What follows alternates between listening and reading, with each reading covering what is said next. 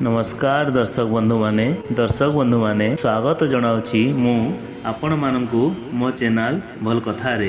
दर्शक बंधु माने आजिर वीडियो रे आमे चाणक्य नीति पुराणर किछि साधारण शिक्षा एवं पारिवारिक जीवनर अनुभव आधार रे आलोचना करिबा। क्यों अभ्यास गुड़िक दाम्पत्य जीवन रे अशांति बढ़ाई पारे।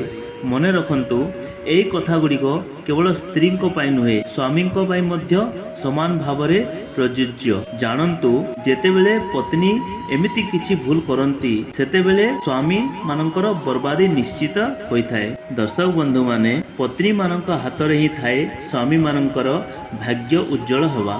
आउ जेतेबेले पति और पत्नी मध्य रे भूल बुझावना हुए सेतेबेले मध्य पत्नी हाथ रे ही सब किछि थाए। सीए चाहिले सब किछि बर्बाद करिदेबे एवं सीए चाहिले सब किछि ठीक करि दे पारिबे। तेणु करी स्त्री माने एमिति किछि करंतु नाही जहा फल रे स्वामी हेबे भिकारी एवं घर को आसीबो दरिद्रता। बंधुगण नारी को घरर लक्ष्मी बोली कहा जाए। सीए चाहिले घर को स्वर्ग कर दे पारिबो एवं से चाहिले से घर को नरक कर दे पारिबो।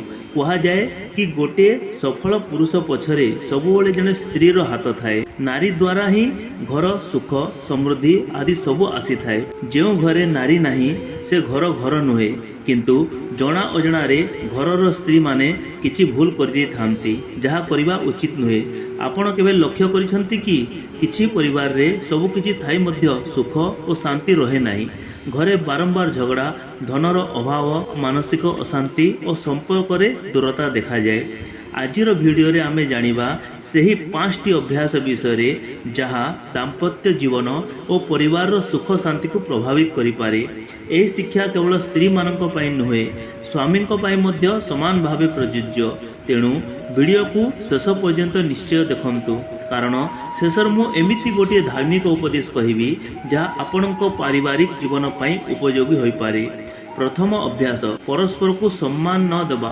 चाणक्य कहिसंती जो घरे परस्पर सम्मान न थाए सेठारे शांति दीर्घ समय रही पारे नाही। जदि स्वामी किंबा स्त्री परस्पर को अपमान करती सबुबले कटु कथा कहती किंबा अन्य मानक सामनारे छोट करती तेबे धीरे धीरे संपर्क दुर्बल हवा आरंभ करे। सम्मान केवल शब्द रे नुहे व्यवहार रे मध्य देखा जाए।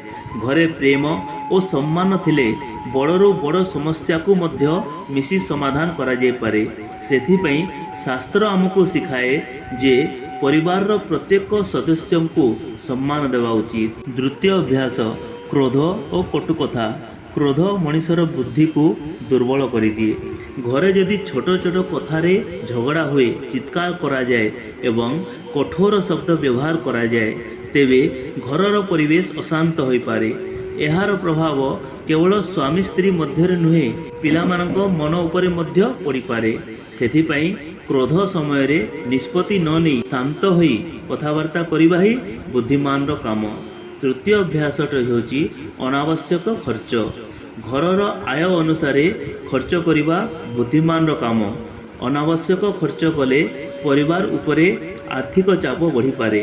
तेणु संचय और योजनाबद्ध खर्च अत्यंत जरूरी। चतुर्थ अभ्यास होची विश्वासर अभाव। विश्वासर अभाव संदेह दाम्पत्य जीवन को दुर्बल कर दिए। जदि कौनसी समस्या थाए शांत भाव में कथावार्ता करी समाधान खोजिबा उचित।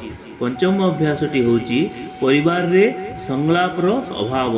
एकाठी बसी कथा नहेले भूल बुझाबुझी बढ़ी पारे। प्रतिदिन किछि समय परिवार सह बिताइबा संपर्क को मजबूत करे। धार्मिक शिक्षा आम शास्त्र गुड़िकरे दया सहनशीलता सत्य और परस्पर सम्मान को परिवार मूल आधार बोली कहा जायछि।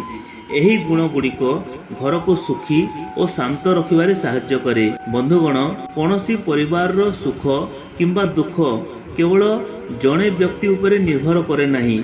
स्वामी और स्त्री उभय परस्पर को सम्मान विश्वास और सहयोग देले परिवार रे सुख शांति और उन्नति बढ़ी थाए। जदि आपण को ए वीडियोटी भल लगी थाए तेबे लाइक करंतु शेयर करंतु एवं एभली धार्मिक और प्रेरणादायक वीडियो पाई आम चैनल भल कथा को सब्सक्राइब करंतु।